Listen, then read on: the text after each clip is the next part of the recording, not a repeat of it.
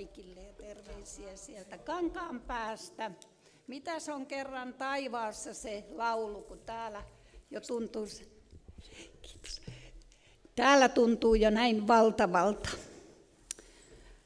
Kun Tenho-veli soitti ja kysyi, että olenko mahdollisesti käytettävissä ja tulossa tänne, jos Herra suo ja koronat ja nämä, niin lupauduin siinä hänelle, että olen valmis tulemaan ja en sitä sano, että iskikö sielun vihollinen heti sen jälkeen, mutta tuntui siltä, että minä olen sellainen autourheilua joskus aina katso, kun noita jälkikasvuja ajavat kilpaa ja ei siinä mitään pahaa, mutta sitten oli tällainen tilanne, että mä olen erikoisesti tykännyt semmoista EVK-liigasta, etuvetokartaa, niin autojen ajosta siinä ne joukkueet ajaa kilpaa. Ja sitten kun mä katson sitä, koska se on, niin sehän oli tänä viikonloppuna. Ja siinä käytiin sitä taistelua. Mä lupasin Tenholle, mutta kuinkas nyt on suunnitteilla mennä sinne. Mutta Jumala otti heti kiinni ja sanoi, kumpi Sirpa on sinulle tärkeämpi. Olla Jumalan juoksutyttönä. Kiitos Teno. Olla Jumalan juoksutyttönä vai lähteä sinne niitä kisoja katsomaan. Ja näin tein tämän päätöksen ja ilmoitin, että en ole sitten lähdössä niitä kisoja katsomaan. Tenho-veljen tutustuin Israelissa. Olimme samalla matkalla 3 vuotta sitten. Meillä oli 3 autoa ja jokaisessa oli romaanimies, joka ookasi sillä autolla. Meillä oli todella hauska reissu. Kerron sitä sitten vähän vielä tässä kokouksen myötä. Mutta tilanne, mikä on ollut mun elämässäni tämän vuoden aikana, on koetellut kovasti. 11. helmikuuta menetin rakkaan puolisoni. Olimme lähdössä saunaan ja hänellä oli kyllä erilaisia sairauksia, mutta siinä kun haen pyyhkeitä, niin hän on siinä keittiön lattialla, kun tulen takaisin, niin selällään. Ei mitään tehtävissä. 51 vuotta takana yhteistä taivalta, joista en yhtäkään päivää antaisi pois. Minulla oli hyvä puoliso. Siinä aloin elvyttää häntä ja sitten soitin hätäkeskukseen ja he sanoivat, että pitää rouva pitää jaksaa niin kauan kuin apua tulee. Mutta siinä tiesin jo, että tuntuu niin toivottomalta ja liian pitkä aika, että Herra kutsui Leevin kotiin. Ja niin tämä kaikki henkilökunta, mikä siinä oli todella työssä siinä, mutta tuloksetta. Meidän on päivät määrätyt ennen kuin me olemme tänne syntyneetkään, sanoo sana. Ja siitä sitten seuraavana päivänä meni hakemaan rauhoittavaa lääkärireseptiä. Ja sitten siellä lääkäri sanoi, että ei rouva mitään rauhoittavaa, otetaan sydänvilmi. Ja hän sanoo, että minulla on sydäninfarkti päällä. Siinä lähdettiin pillit päällä kohti Poria. Ja minulla oli koko ajan sellainen ajatus, että minä pääsen samaan arkkuun Leevin kanssa. Olemmehan käyneet pitkän taipaleen jo yhdessä. Mutta ei minun aikani ollut lähteä.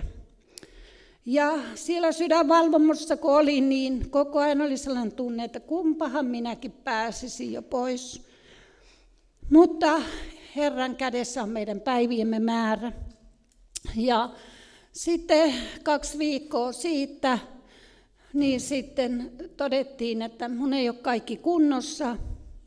Ja pulssi oli 32 ja verenpaineet korkealla ihan sekaisin. Ja taas vietiin pillit päällä.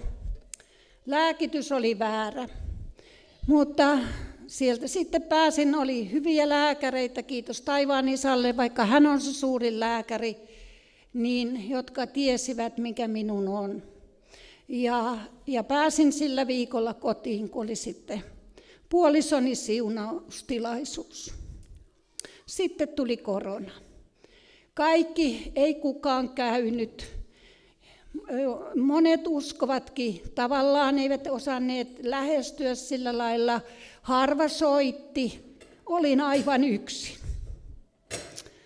Ajattelin, että olen pitänyt itseni vahvana ihmisenä, mutta kyllä tuntui heikolta.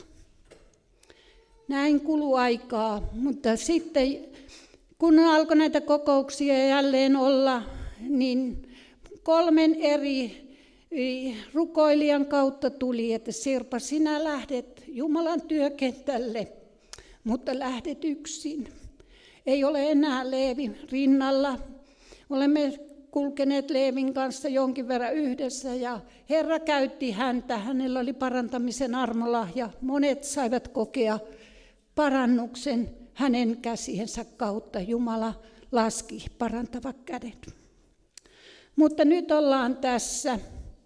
Ja ennen kuin käyn tähän sanaan, niin haluan ensin vielä rukoilla tämän sanan puolesta, jonka Jumala antoi silloin, kun Tenho soitti.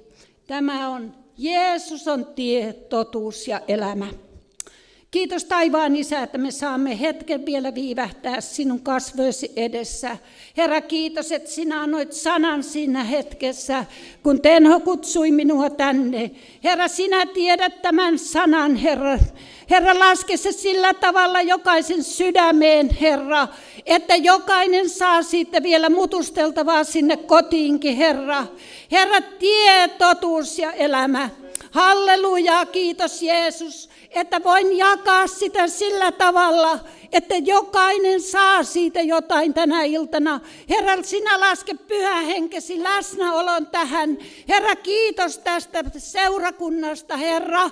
Herra, kiitos Isä, että sinä monia kohtaat tänäkin iltana täällä. Ja Herra, kiitos siitä, että sä oot rukouksia kuuleva Jumala. Ja Herra, kiitos, että sinä autat tässä, vaikka jännittää. Niin Herra, kiitos, että vapautat, Herra, sanansa kautta, Herra kallis. Kiitos Jeesus, mitä sinä teet. Jeesuksen nimessä, aamen.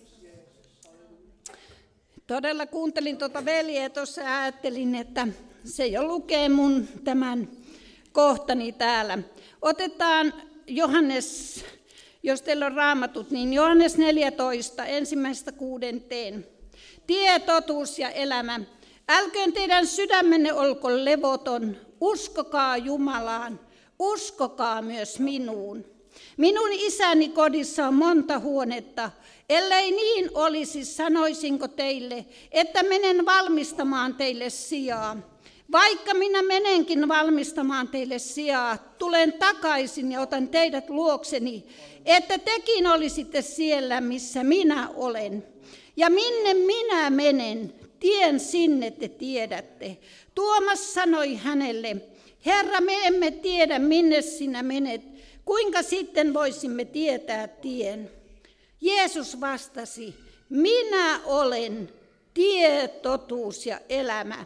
Ei kukaan tule Isän luo muutoin kuin minun kauttani. Tällaisen tekstin sain siinä hetkessä.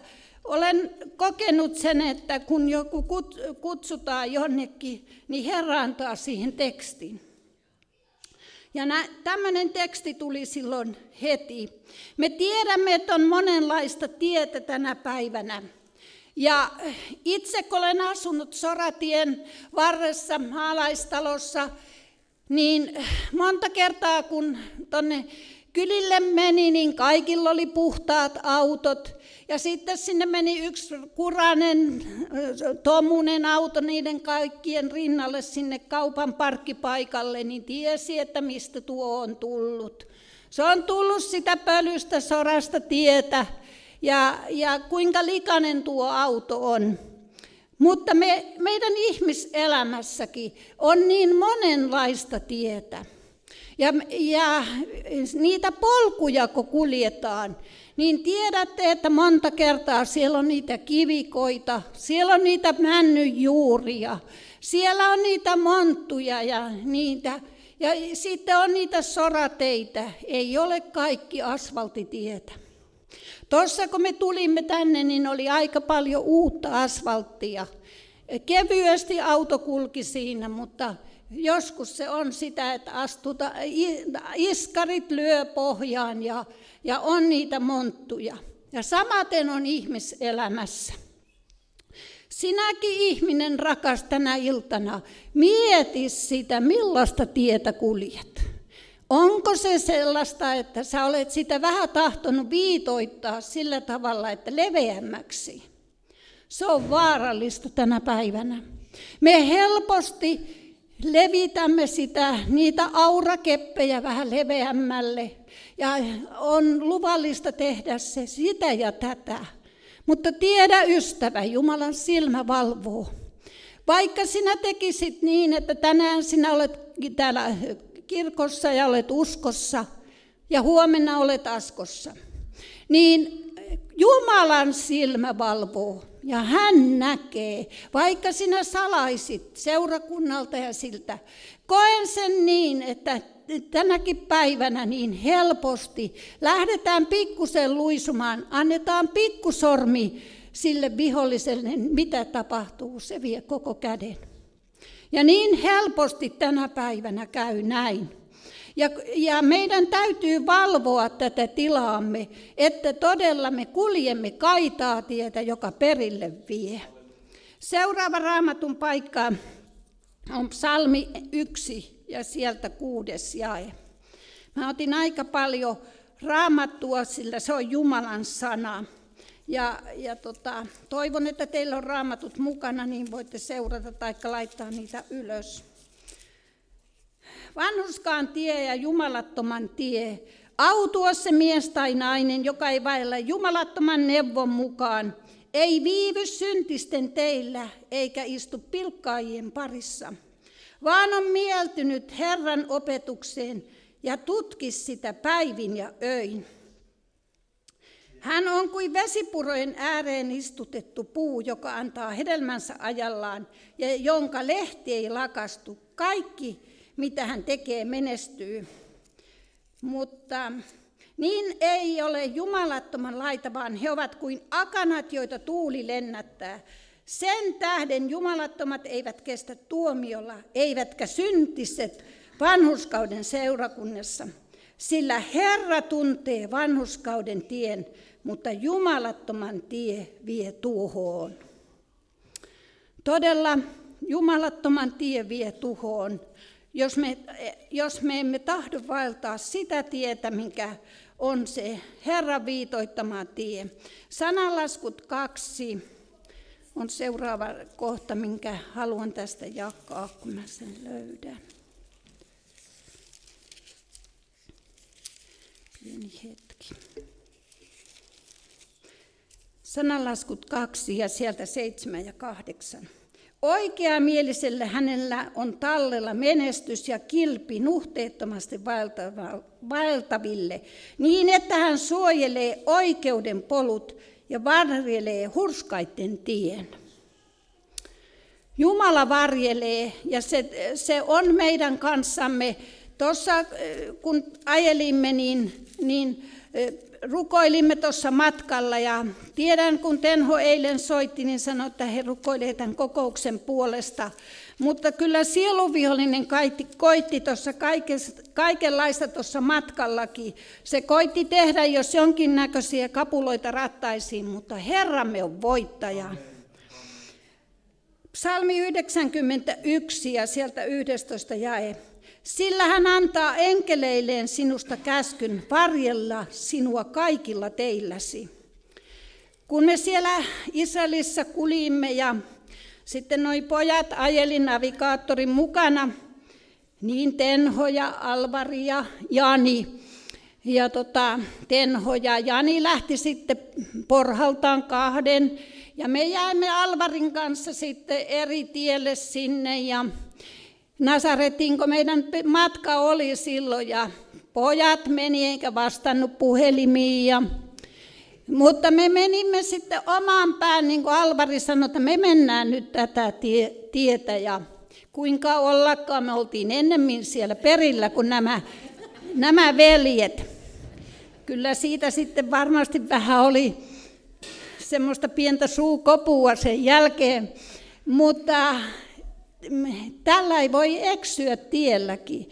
Mutta tänä päivänä se navigaattori sanoo, tee U-käännös ja mitä kaikkea sieltä käänny oikealle. Ja kyllä tuossa Tarjallakin oli äsken se, kun lähelle tultiin, niin päällä. Mutta Herran viitoittama tie, se vie aina perille. Mutta se, että se meidän matkamme kulkisi sitä kaitaa tietä. Kun ajattelen omaa puolisoni, joka lähti siitä niin kuin naks, ja hän oli rukoillut joskus näin, että kumpa saisi lähteä kengät jalassa. Hän oli valmis, oli yli 30 vuotta ollut uskossa, ja vaikka meidän piti lähteä juuri saunaan, niin kuinka ollakaan, hänellä oli kengät jalassa. Ilmeisesti oli ollut hapen puutetta, hän oli ajatellut lähteä ulos ottamaan happea. Rukous tuli kuulluksi. Kengät oli jalassa. Mutta siinä ystävät rakas, kun tuossa elämä päättyy, niin jos et sinä ole valinnut oikeata tietä, niin siinä ei enää mitään tehdä. Mutta kun sinä olet käynyt siihen, että sä oot ottanut Jeesuksen vastaan omana vapahtajanasi, niin parempaa on edessäpäin. Ja voitte kuvitella sitä, että meidän nuorempi tytär uudistui uskossaan isän kuoleman myötä. Jumalalla on oma tarkoituksensa, hän käyttää sitä ihmeellisellä tavalla. Nuorena tyttönä ollut uskossa ja sitten maailma tahto vetää, mutta hän isän kuoleman jälkeen sai kohdata elävän Jumalan uudelleen. Niin eräänä yönä isä soittaa taivaasta Suville puhelimella. Aivan ihmeellistä ajatella, mutta se, että minä en tiedä mitä hän siinä sitten puhuu, mutta ihan omalla äänellään. Ja Suvi kertoo sitten, että isä sanoi, että minä en takaisin tulisi enää. Kerro äitille sellaiset terveiset. Minun on niin hyvä täällä olla, että minä en millään tulisi enää sinne alas. Ei ole minun kylmä, minun on lämmin ja niin hyvä olla. Kun tuli juhannusaatto, meillä oli hääpäivä. Halusin viettää tuota hääpäivääni yksin, ja kun kello tuli 1:55, kun 2 meidät vihittiin silloin, niin Pääskynen tulee sinne minulle sisälle, synnyin kotiini. Olen siellä, makailen, olin syönyt siinä ja itkeskelin ja mietin sitä, että näin kun tämä ensimmäinen juhannus tässä menee. Minulla oli ulko-ovi auki ja ihmettelin, mikä ihmeen krapina käy. Pääskynen tuli. Ja se tuli siihen minun niin kuin ihan lähelle minua. En ole koskaan niin läheltä lintua nähnyt. Hän kiersi talon ympäri joka huoneen, tuli uudelleen siihen. Ja kun kello 14 oli ohitettu, niin Pääskynen meni pois. Meidän Jumalamme toimii monella eri lailla. Psalmi 16, 11 jae.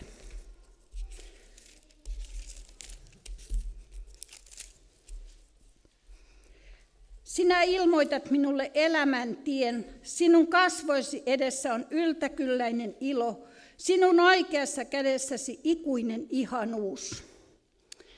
Minä sain itse 47 vuotta sitten telttakokouksessa antaa elämäni Herralle. Olin tällä tavalla kuin Tarjakin, että Jumala kutsui jo nuorempana, mutta ajattelin, että eihän se ole vanhempien ihmisten asia, se uskomaisuus ja uskoon tulo. Ja menin kanssa sinne tanssilattialle. Ja kuinka paha mun oli siellä olla. Ja ahdistava olo. Ja vaikka tuntui, että nyt on niin kivaa, mutta sitä kivaa ei ollut. Ja mikä enemmän vielä minua niin kuin rasitti, kun tulin kotiin yöllä, kun äiti valvoi.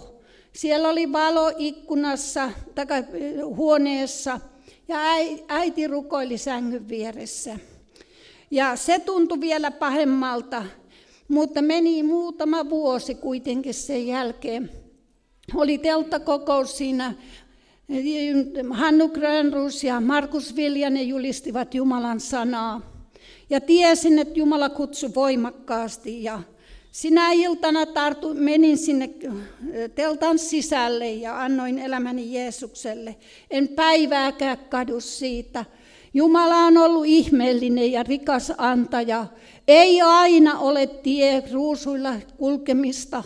On paljon ollut sairautta, paljon ollut vastoinkäymisiä, mutta kuitenkin on tahtonut riippua kiinni mestarin viitan liepeessä ja eikä tahdo irrottaa siitä pois. Ja me tiedämme tänä päivänä, että mitä on se, kun ei tahdota kunnolla kulkea taivastietä.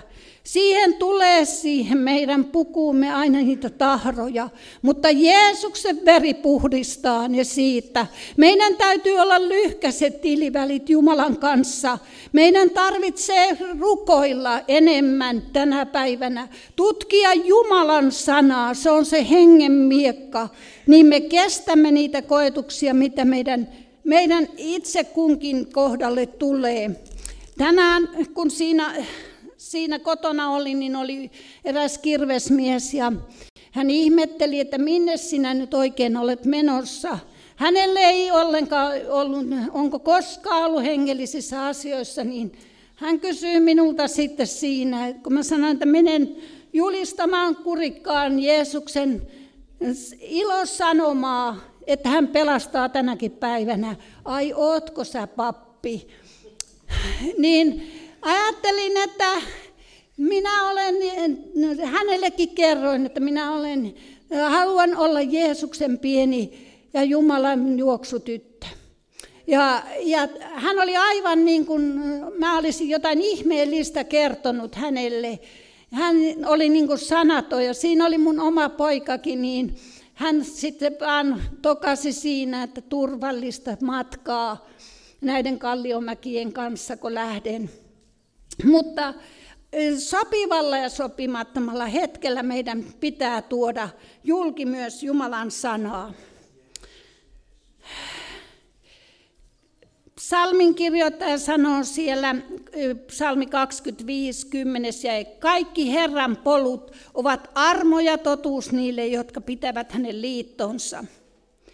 Joskus tuntuu siltä, että ei jaksa sitä taivastietä millään kulkea ja tuntuu siltä, että en mä jaksa tänään lähteä sinne omaan kokoukseen. Herra, kyllä sä näet, että mä oon väsynyt.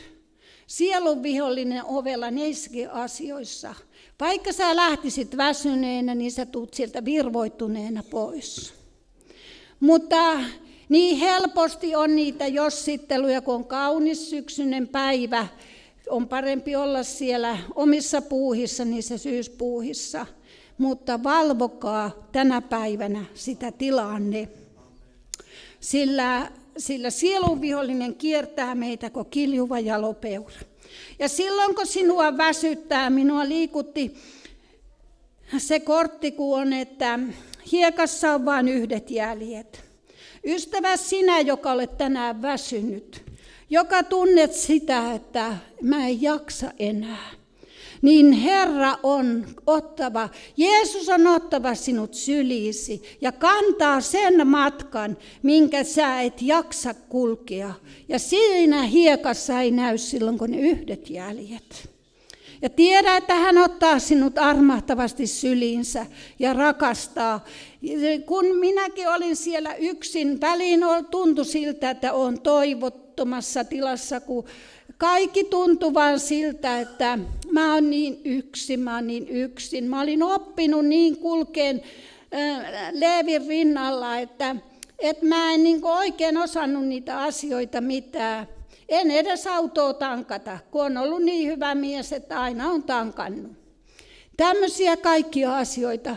Niin se, että usko kantoi.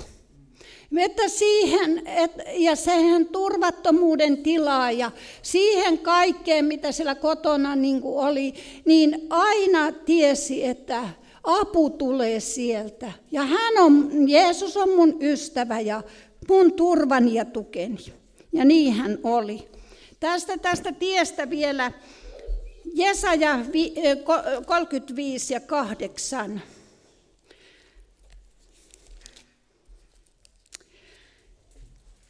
Kahdeksas jae on valtava jae tämä. Siellä on oleva valtatie, jonka nimi on Pyhä tie.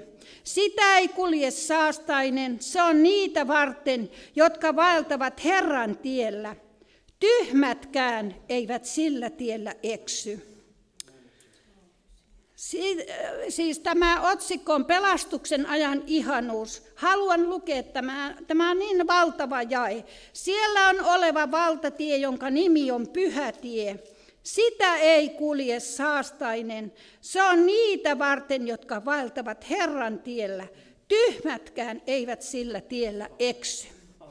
Ja kun ajatellaan sitä, että Leevinkin täti, joka oli dementoitunut niin, että hän sanoi, että ei hänellä ole lapsia, vaikka niitä oli 7, eikä perhettä ole koskaan ollut.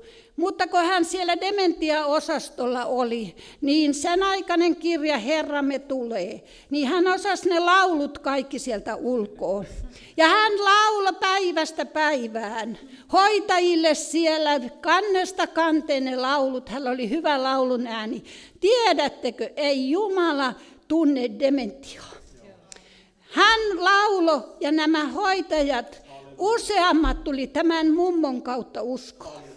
Vaikka hän ei tuntenut omia lapsiaan, mutta hänellä oli tämä usko ollut kauan ja hän osasi nämä laulut. Ja hän alkoi kolkata veressä voima on suuri ja ihmeinen.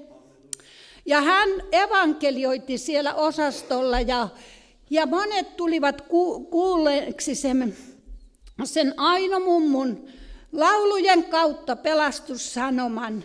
Ja hän monta kertaa rukoili siellä ääneen, ja tämä asia ei koskaan häneltä häipynyt.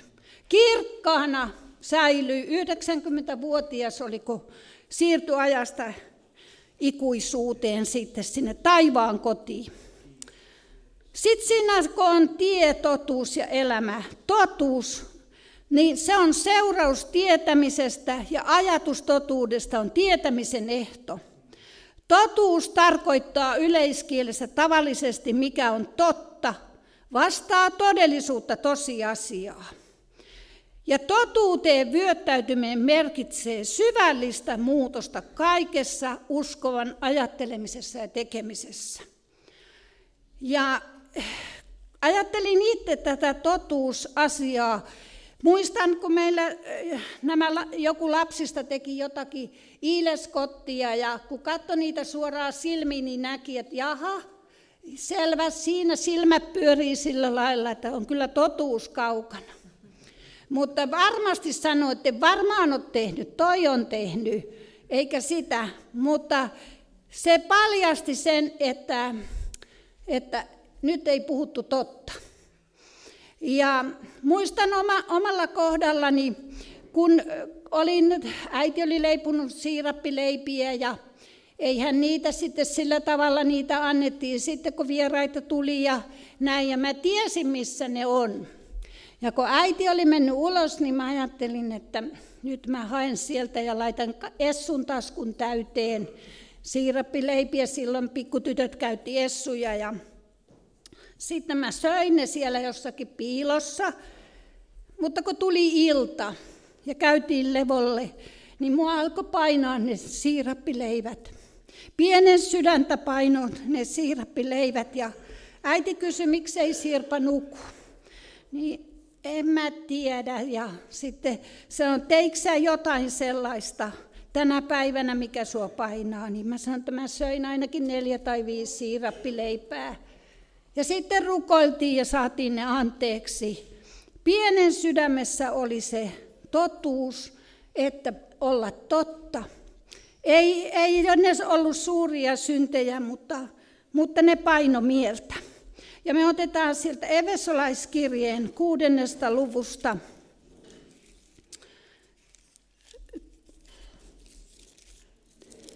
Löydän sen täältä nyt.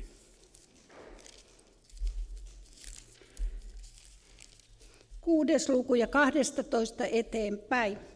Emmehän me taistele verta ja lihaa vastaan, vaan hallituksia ja henkivaltoja vastaan. Tässä pimeydessä hallitsevia maailmanvaltiaita taivaan avaruuden pahoja henkiolentoja vastaan.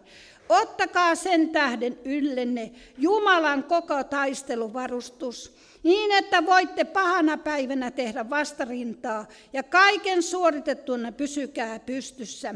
Seisokaa siis kupeet totuuteen vyötettyinä, pukeutuneina vanhurskauden harniskaan. Ja olkoon kenkinä jaloissanne alttius rauhan evankeliumia kohtaan. Ottakaa kaikessa uskon kilpi, jolla voitte sammuttaa kaikki pahat nuolet. Ottakaa myös pelastuksen kypärä ja hengen miekka, joka on Jumalan sana. Tehkää tämä kaikki alituisessa rukouksessa ja anomisessa, rukoillen joka hetki hengessä. Sen vuoksi valvokaa kaikessa kestävinä ja rukoilkaa kaikkien pyhien puolesta. Totuuteen vyötettyinä. Tämä taisteluvarustus tarvitaan tänä päivänä, että me kestämme kaikkia niitä sielun vihollisen metkuja ja niitä. Näin sen konkreettisesti oikein, kun meillä oli kesällä sitten, halusin pitää telttakokouksen siellä omalla kotikunnallani ja siellä oli Jani julistamassa sanaa ja sitten Tuomo Lähteenmäki. Ja väkeä tuli runsaasti sinne. Ja sielunvihollinen teki kaikki metkut sitä ennen minulle. Minulla meni monet vehkeet siellä rikki ja avainlukko meni rikki ja sitten kun piti makkaraa paistaa, niin grilli ei toiminut ja kaikella tavalla. Mutta sielunvihollinen koitti sekoittaa koko tämän hyvän telttasarjan, kokouksen. Paljon oli väkeä, 3 tuli uskoon, 2 parantui. Mutta kun me tiedämme, että sielunvihollisella on hätä silloin, kun toimitaan Jumalan työkentällä. Ja tässä tapahtui sillä lailla, että yksi uudistui uskossaan, oli vuosia ollut Luopion teillä, niin Herra sanoi hänelle kotimatkalla, että minä parannan sinun monivuotisen migreenin. Ja Pyhä Henki valtaa hänet siellä autossa ja niin hän kokee terveyden. Naapurin emäntä ei uskalla tulla enää tontille, kun on niin paljon väkeä. Niin hän jää sinne autojonon väliin, tulee oman tuolinsa kanssa sinne, on uskossa kylläkin. Niin Jumalan Pyhä Henki laskeutuu siellä autojen välissä hänen päälleen ja hänen polvensa paranee. Vuosia ollut polvi kipeänä, niin Herra koskettaa siellä autojonon välissä. Ei annettu kenellekään ihmisillä kunniaa, Jumala kosketti siellä. Meillä on suuri Jumala. Seuraavana yönä mies, joka asuu siinä naapurissa, niin soittaa minulle. Minä olen nyt niin vaikeassa tilanteessa. Minun äitini on varmaan paljon rukoillut minun puolestani. Voitko Sirpa rukoilla? Minä haluan antaa elämäni Jeesukselle. Sielunvihollinen koitti kaiken tehdä, että tyhjäksi Jumalan teot, mutta meidän Herramme on voittaja. Ja se on tänäkin päivänä. Psalmi 43:3 sanoo, lähetä valosi ja totuutesi, ne johdattakoon minua, viekööt ne minut pyhälle vuorelle, sinun asuntoihisi.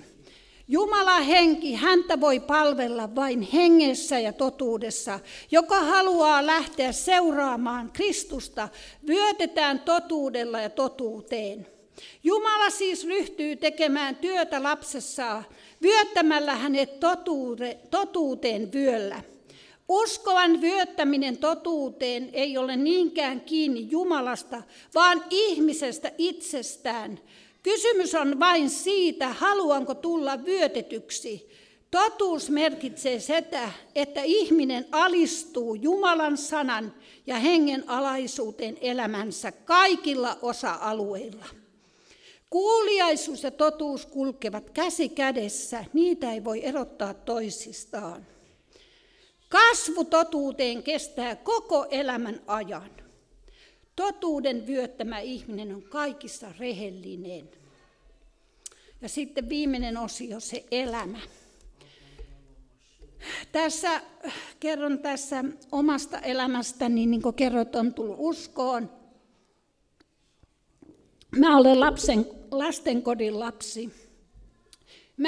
Sanotaan, että elämänlahja, kun pieni lapsi syntyy ja näin, minua ei odotettu toivottuna lapsena.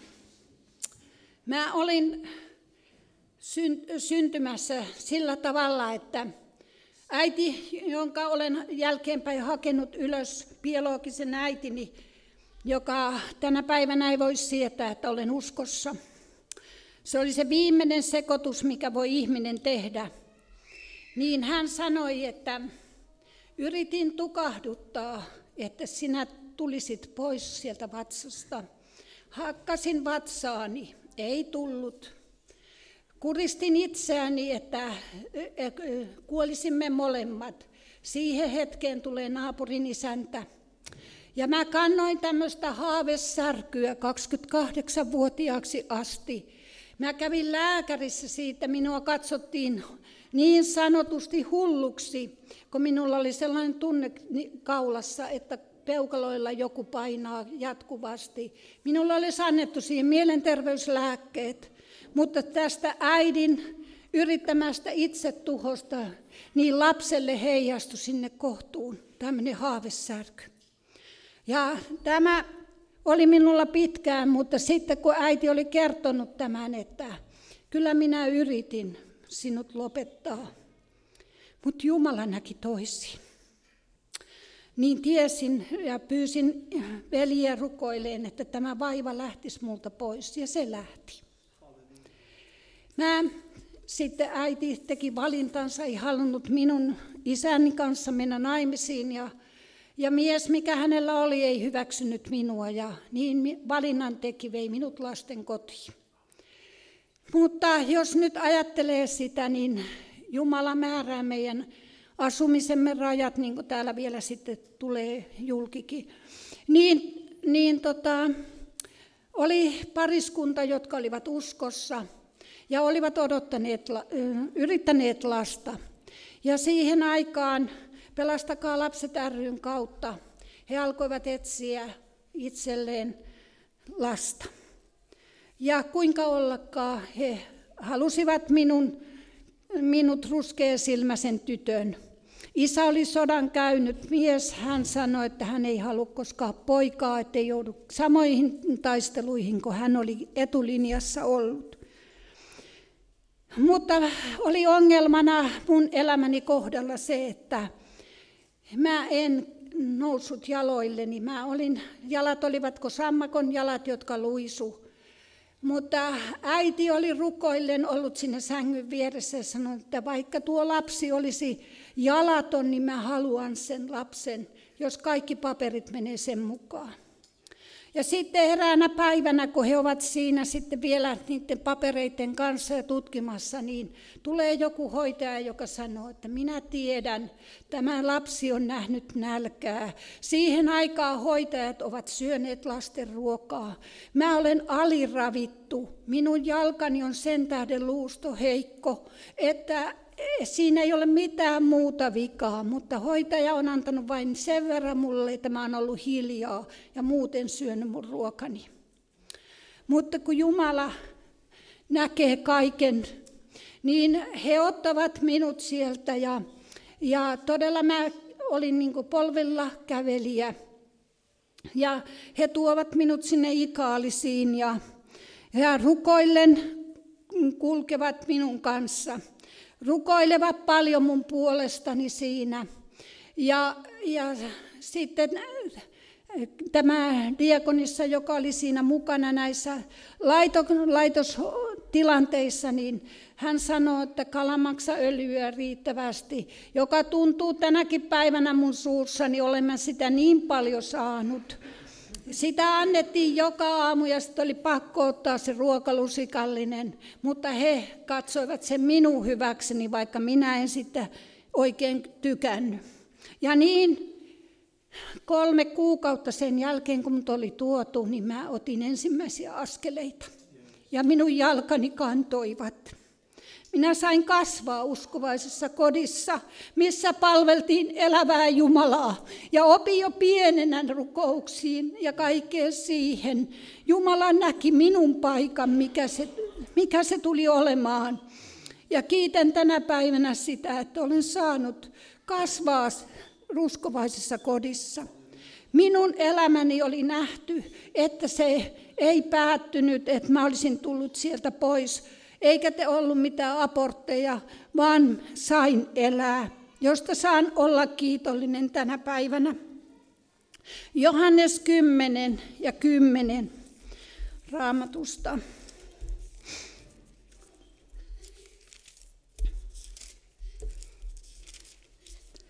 Täällä sanotaan, että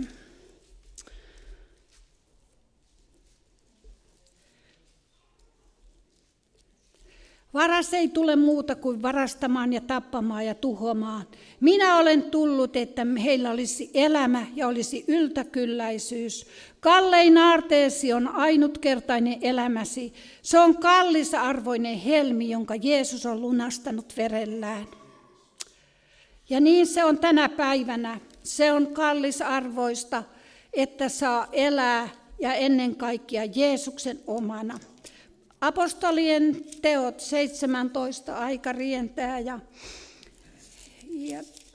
haluan, että nopeasti mennään eteenpäin. 26 ja 27 jakeet.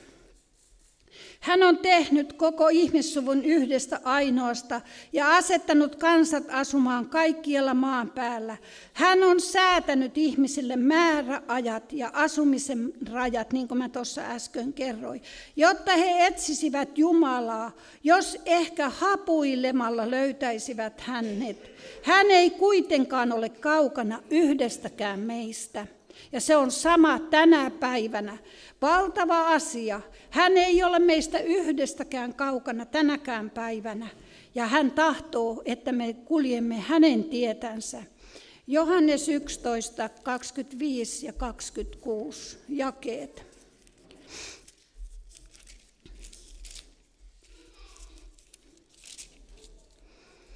Jeesus sanoi hänelle, minä olen ylösnousemus ja elämä, joka uskoo minuun, se elää vaikka olisi kuollut. Ei yksikään, joka elää ja uskoo minuun, ikinä kuole. Uskotko tämän? Todella, ei yksikään, joka elää ja uskoo, ei ikinä kuole. Elämän tuntomerkkejä ovat Jumalan yhteys, läsnäolo, rakkaus, valo ja lämpö. Kaikki nämä on. Ja kuinka tärkeää on, kun pieni lapsi on tuohon syntynyt, kuinka onnellista on katsella sitä, miten se kaikki, se ihmiselämä toimii. Ja sitä kun ajattelee, että sitä ihmisen anatomiaakin, mitenkä se kaikki on Jumala luonut. Se on määrännyt sinne, tehnyt ne läpät oikeaan kohtaan, että ei tule takaisin virtauksia. Se on tehnyt ne jäsenet ja tehnyt kaikki ne sisäelimet sinne aivan ihmeellisellä tavalla. Ja minäkin kun opetan vähän näitä hieroja, niin monta kertaa saa siinä todistaa omalla tavalla, että miten Jumala on luonut ihmeellisen tämän ihmisen. Ei se ole vaan jostakin humauksena tullut, vaan se on Jumalan luoma kaikki tämä. Psalmi 139 ja 16 jae. Sinun silmäsi näkivät minut jo idullani. Kaikki päivät oli luotu ja kirjoitettu sinun kirjaasi, ennen kuin ainoakaan niistä oli tullut. Ajattelin omalla kohdalla mieheni tilannetta, että ne päivät olivat jo määrätyt hänenkin kohdalla ennen kuin hän oli syntynytkään. Ja ystävä rakas, sinne ei laiteta mukaan sinne viimeiselle matkalle, kun lähdetään, niin se on niin kuin meidänkin. Leevi käytti sellaista valkoista pooloa usein, kun niskansa takia ei tule vetoa, niin tämän puettiin hänen päälleen mustat varkut ja minun kutomat villasukat. Siinä oli tämä savimaja, mutta sielu meni perille. Ja minä sanon, että kun hän oli semmoinen volkkarimies, niin minä sanoin, että hän ajelee siellä jo kultaisella golfilla. Ja siellä on hänen äitinsä takapenkillä ja siellä on mun äitini ja sanoo, että voi suuremmoista on poikani, kun sinä jo tulit, mutta voiko se Sirpa jäi vie sinne. Huumorilla olen tätä sanonut, että siellä se päästelee ajattomasti ja kuinka on valtava ajatella, että on siellä perillä. Sitten vielä muutama raamatun jae. Johannes 11 ja 25-26. Eikö mä luin sen jo? Ei enää sitä. Ja sinä, joka ajattelet tänä iltana sitä, että kelpaanko minä Jumalalle. Kuule, minä voin vakuuttaa sen, että ei ole ketään, joka tahtoo hänen eteensä tulla, niin hän ottaa ilosylin vastaan. Ja kuinka suuri juhla on taivaassa, kun yksi syntinen pelastuu. Matteus 10 ja 32-33. Niin suuret juhlat on siellä. Sen tähden jokaisen, joka tunnustaa minut ihmisten edessä, minäkin tunnustan Isäni edessä, joka on taivaissa. Mutta joka kieltää minut ihmisten edessä, sen minäkin kiellän Isäni edessä, joka on taivaissa. Meidän pitää suullamme tunnustaa, kenen lapsia me olemme. Ei se, että me olemme jostakin hyvästä perheestä, sekin on hyvä asia, mutta me olemme vielä suuremman Isän lapsia, kun me olemme taivaan Isän lapsia. Ja me suullamme tunnustamme sen, että me saamme kulkea hänen kanssaan.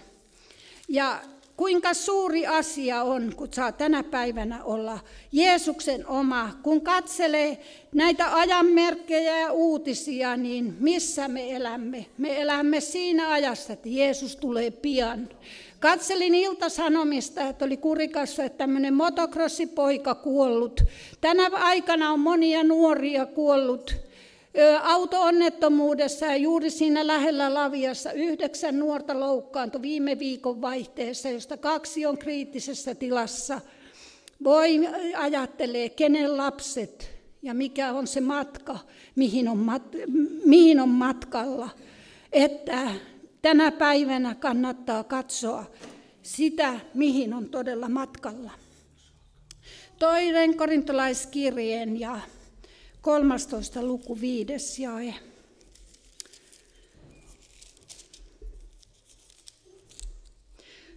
Tutkikaa itseänne, oletteko uskossa, koetelkaa itseänne, vai ettekö tunne itseänne, ettekö tunne, että Jeesus Kristus on teissä, ellei näin ole, te ette kestä koetusta.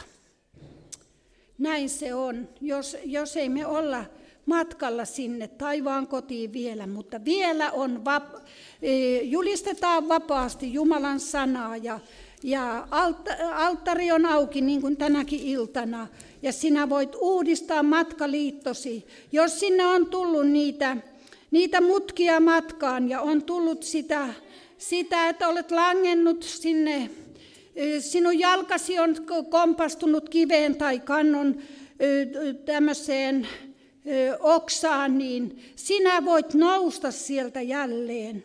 Ja taivaan Isä ottaa sieltä sen langenneenkin lapsensa syliinsä ja rakastaa. 2. korintolaiskirja 5. luku 17 jae. Jos siis joku on Kristuksessa, hän on uusi luomus. Vanha on kadonnut, uusi on tilalle tullut. Ja tänä päivänä, niin vaikka me oltaisiin sitä matkaa tehty ja oltu siellä alttarillakin, mutta tuntuu, että sinne mekohelmaan on tullut niitä roskia, niin kiitos taivaan Isälle, että me voidaan tänäkin iltana tulla sille puhdistuslähteelle. 2. korintolaiskirjan 3. luku 8-13. Me olemme kaikin tavoin ahtaalla, mutta emme umpikujassa, neuvottomia, mutta emme toivottomia, vainottuja, mutta emme hylättyjä, maahan lyötyjä, mutta emme tuhottuja. Me kannamme aina ruumiissamme Jeesuksen kuolemaa, että myös Jeesuksen elämä tulisi meidän ruumiissamme näkyviin. Meidät, jotka elämme, annetaan aina alttiiksi kuolemalle Jeesuksen tähden, että myös Jeesuksen elämä tulisi kuolevaisessa ruumiissa näkyviin. Kuolema tekee siis työtään meissä, mutta elämä teissä. Koska meillä on sama uskon henki, niin kuin kirjoitettu on. Minä uskon ja siksi puhun, niin mekin uskomme ja sen tähden me myös puhumme. Halleluja. Ja sitten vielä Markuksen 13. luku, siitä muutama jae. Valtava Pyhän Hengen läsnäolo on täällä. Läsnä, Herra, hoitakoon meitä monia tänä iltana täällä.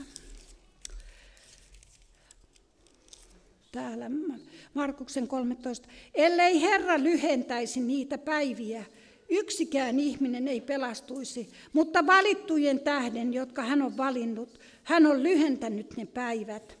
Jo silloin joku sanoo teille, katso, täällä on Kristus, tai katso tuolla, älkää uskoko, sillä vääriä kristuksia ja vääriä profeettoja nousee. He tekevät tunnustekoja ja ihmeitä eksyttääkseen, jos mahdollista valitutkin. Olkaa siis varuillanne, minä ennalta ilmoittanut teille kaiken. Meillä on armosta annettu iankaikkinen elämä. Ja lahja, kallein lahja. Mä sain tänään viestin siinä, tällainen, joka ei ole kyllä uskossa henkilökohtaisesti, mutta kuitenkin hän niin kuin aina minulle laittelee näitä viestejä, niin oli tällainen, että älä anna elämän juosta ohi sillä aikaa, kun mietit, miten sinun tulisi elää se. Aika hyvä ajatus. Älä anna elämän juosta ohi sillä aikaa, kun mietit, miten sinun tulisi elää se. Tänä iltana saamme käydä Jumalan kasvojen eteen ja koen, että täällä on monella niitä asioita, jotka ovat tehneet sinun tiesi mutkaiseksi, sillä tavalla montuiseksi. Ja on sellaisia asioita, mitkä painaa sun mieltäsi. Tänään on pelastuksen päivä, uudistuksen päivä. Vaikka sinä olisit 10 kertaa alttarilla, mutta se, että tulet Herran eteen ja teet täyttä totta, sillä huomisesta emme tiedä, mutta tänään auttaa Herra. Mä koen, että täällä on peliriippuvuutta. Sinä pelaat silloin, kun sun pitäisi lukea Raamattua. Raamattu on Jumalan sana. Älä jätä sitä sivuun, sitä Raamattua. Älä kuluta aikaa, että sun pitää siellä pelailla ylimääräisiä. Lukea sieltä niitä erilaisia kanavia. Älä kuluta sitä aikaa väärin, vaan Herra tahtoo sanoa sinulle. Sinä tiedät itse sen tänä iltana, kenellä on tämä peliriippuvuus. Sitten on kännykkäriippuvuus. Sillä tavalla, että sinä vietät paljon päivästä aikaa puhelimen kanssa. Aina kun se pirahtaa, aina sinä katsot, kuka lähetti viestin tai jotain. Jumala tahtoo sinulle, sisar, sanoa. Laita se puhelin viikoksi pöydälle sinne aamulla. Ota Jumalan sana. Sinä olet ollut palava Jumalan ase, mutta sinun on tullut sitä viilentymistä. Ja sinä olet aivan kuin siirtämässä sitä siihen puhelimeen. Ei tarvi enää viipyä Jumalan kasvojen edessä. Ja mä olen kokenut omassa elämässäni nyt sellaisia erilaisia vaiheita. Sitä en tiedä, mitä Herra tahtoo kuljettaa ja mitenkä on. Mutta se, että mulla on joka pöydällä, missä mä menen yläkertaan tai olohuoneeseen tai siihen hoitotilaan, mulla on Raamattu pöydällä. Ja se on Jumalan sana. Ja mä avaan sitä siellä päivittäin ja katson. Yhä enemmän se on tullut rakkaammaksi. Älä jätä rukouselämää. Älä jätä, ystävä rakas, sitä. Ja niin kuin Tarja tuossa sanoi, että kannattaa rukoilla. Isät ja äidit, mummut ja paapat, rukoilkaa perhekuntienne puolesta. Jumala sanoo sanassansa, minä pelastan perhekunnittain. Ja mä näen nyt, meidän on kaikki lapset ollut uskossa nuorena, mutta maailma on vienyt, on annettu pikkusormi ja se on vienyt koko käden. Nyt sieltä on yksi palannut jo tälle taivastielle. En tiedä kuinka pitkä lenkki kukin kiertää, mutta se voi olla raskas lenkki, Luopio sisarena ja veljenä. Mutta tänä päivänä Kurikassakin Jumalan pelastussanoma kuuluu. Rakkaat siskot ja veljet, kuljetaan lähellä Jumalaa. Pidetään tilivälit lyhkäisenä ja viivytään Jumalan kasvojen edessä. Kuuntelin tuossa, kun teillä on rukouskokoukset joka aamu. Kiitos Herralle. Kiitos tästä kuorosta, joka lauloi valtavasti. Herra, siunatkoon jokaista kuorolaista. Ja Herra, saatte palvella tällä lahjalla, minkä Jumala on antanut. Herra, kiitos siitä, että sinä siunaat tätä seurakuntaa ja niin, että joka tuoli täyttyy, uusia sieluja pelastuu ja lähtee taivastielle. Tuutko sä Tenho rukoilemaan mun kanssa tässä lopuksi? Herra, kiitos tästä illasta, Jeesus. Herra, kiitos siitä, että sinä tuon sanoman kautta tahdoit jotakin, Herra, kirkastaa, Herra, siitä, että sinä olet tie, totuus ja elämä, ja se ei muutu siitä. Se tie, joka on kaitatie, se perille vie. Se ei ole lavea tie, joka perille vie, vaan se on kaitatie. Se maksaa hintansa, että sinä, ystävä rakas, kuljet sitä tietä.